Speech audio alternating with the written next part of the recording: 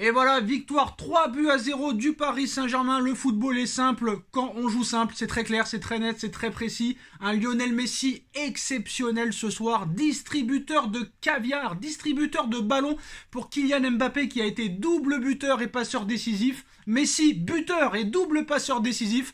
Franchement, voilà, on va pas se mentir.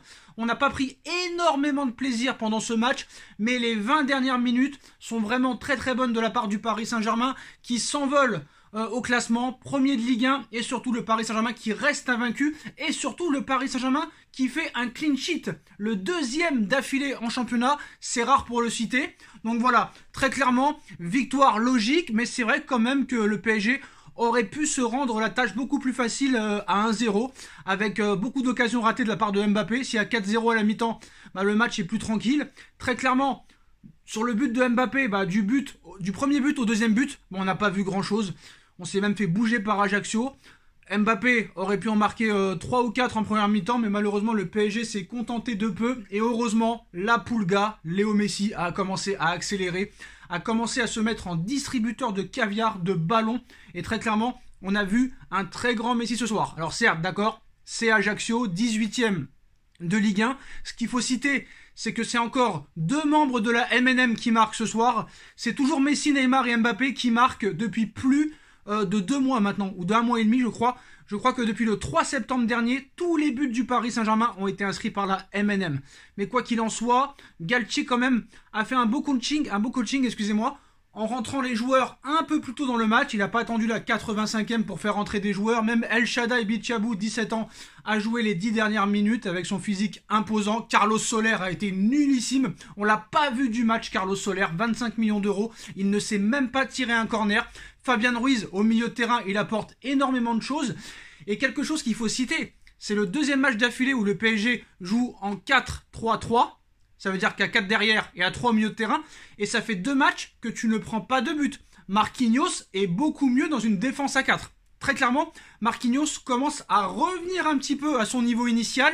Et ça fait énormément plaisir. Fabien Ruiz qui apporte beaucoup au milieu de terrain via ses récupérations de balles. Bon, Marco Verratti qui prend son carton jaune, ça, on en a l'habitude. Mais c'est vrai qu'au milieu de terrain, Renato Sanchez, pour moi, n'arrive toujours pas à s'adapter dans cette équipe. Et Vitinha, Marco Verratti et Fabien Ruiz, pour moi, sont indéboulonnables. Force est de constater ce soir que Mbappé n'est jamais aussi fort que quand Neymar n'est pas là. Il l'a prouvé lors de la saison 2020-2021, 2021-2022. Mbappé est 10 fois meilleur quand Neymar n'est pas là. C'est une chose qu'il faut voir. Très clairement, il ne faut pas se mentir. Maintenant, je suis désolé, certes, on a gagné 3-0, ça fait plaisir. 3 buts marqués, 0 encaissés, mais ça ne suffira pas. Ça ne suffira pas pour aller loin en Ligue des Champions parce qu'il n'y a pas assez d'intensité. Le PSG n'arrive plus, comme en début de saison, à mettre un haut pressing, à faire des attaques directes.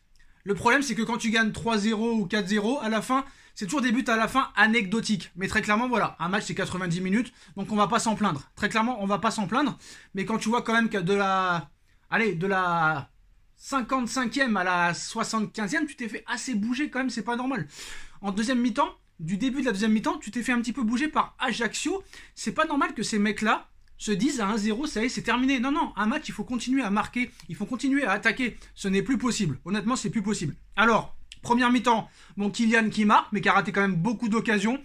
Il y a eu des situations quand même intéressantes. Il faut quand même le regarder. Mais il y a trop de déchets pour moi. Il y a trop de déchets, il y a trop de pertes de balles, surtout dans les transitions, ça c'est très important.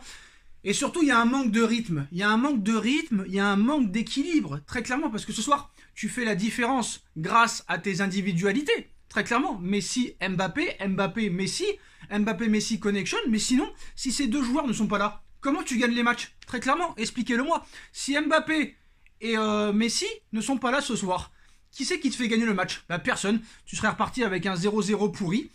La défense n'a pas du tout été mise en danger ce soir. Donc on ne pourra pas très clairement juger la défense ce soir, vu qu'on n'a pas été mis en danger. On a été bougé sur certaines phases de jeu, mais voilà, on n'a pas été bougé. Moi, Fabien Ruiz, au milieu de terrain, il est très utile. Et je trouve qu'il y a des gens qui ne l'aiment pas, qui disent qu'il apporte rien. Il faudra qu'il sorte des arguments à un moment donné. Parce que très clairement, Fabien Ruiz, pour moi, c'est peut-être l'une des meilleures recrues avec Vitinha au milieu de terrain. Parce que, honnêtement, Renato Sanchez, pour moi, n'a rien apporté. Carlos Soler Des fois, je le cherchais sur le terrain. Je demandais s'il jouait. D'ailleurs, les postos, débrief dans quelques minutes sur la chaîne, les vidéos de Nono et Sacha, avec plusieurs personnes qui seront là. Le lien est en bas en description. Donc c'est vrai que la première mi-temps, c'est toujours ce qu'on a l'habitude de voir au Paris Saint-Germain. On n'attend pas grand-chose quand on les voit jouer. Et après, en deuxième mi-temps, ça a accéléré. Très clairement, ça a accéléré, surtout sur les 20 dernières minutes. Messi, Mbappé, connexion incroyable, connexion folle. Kylian Mbappé, doublé. Messi, très clairement, là, c'est en mode Ballon d'Or. Messi, il s'est mis en mode Ballon d'Or. Le fait est que Messi, tenant du titre du Ballon d'Or, n'ait même pas été nominé cette saison. Je pense que là, ils vont s'en mordre les doigts. Et Messi va très clairement montrer, lors de cette saison, qui est le patron. Et très clairement, on peut voir un Messi Ballon d'Or en fin de saison. Il est impressionnant. Alors, Solaire qui est pas dedans. Pour moi, je vais clasher un petit peu Galtier parce que certes, il a fait les bons coachings un peu plus tôt. Mais Hugo Ekitike, le faire rentrer à 12-13 minutes de la fin, ce n'est pas suffisant. Pour moi, Hugo Ekitike aurait dû être titulaire ce soir. Si Hugo Ekitike n'est pas titulaire contre Ajaccio, quand est-ce qu'il va être titulaire? Contre la Juve? En Ligue des Champions, en huitième de finale, faut arrêter. C'est quand même un joueur qui a montré ses qualités avec Reims, qui a marqué 10 buts la saison dernière en moins de 25 matchs. À un moment donné, tu ne le mets pas en bonne condition pour qu'il soit bon au Paris Saint-Germain. Il aurait dû être titulaire ce soir, très clairement. Il aurait fait mieux que Solaire. Tu me diras, ça aurait pas été dur. Carlos Solaire a été inexistant. Ça a été Carlos l'acteur, là, très clairement Carlos le chanteur.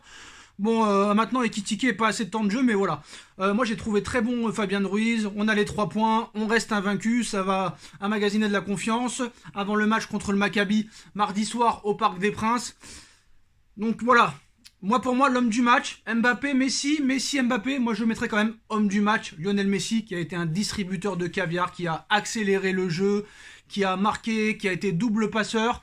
J'aurais pu mettre Mbappé homme du match, mais pour moi, très clairement, l'homme du match ce soir, c'est Léo Messi, la Pulga, 7 ballons d'or, et qui va peut-être avoir son 8e ballon d'or s'il continue comme ça. Honnêtement, on va pas se mentir, à l'heure où on parle, Lionel Messi, c'est le meilleur joueur du Paris Saint-Germain. Et oui les gars, 35 ans le gars, 35 ans, le mec n'a même pas été nominé au ballon d'or, et au lieu de se morfondre, le mec, il se relève.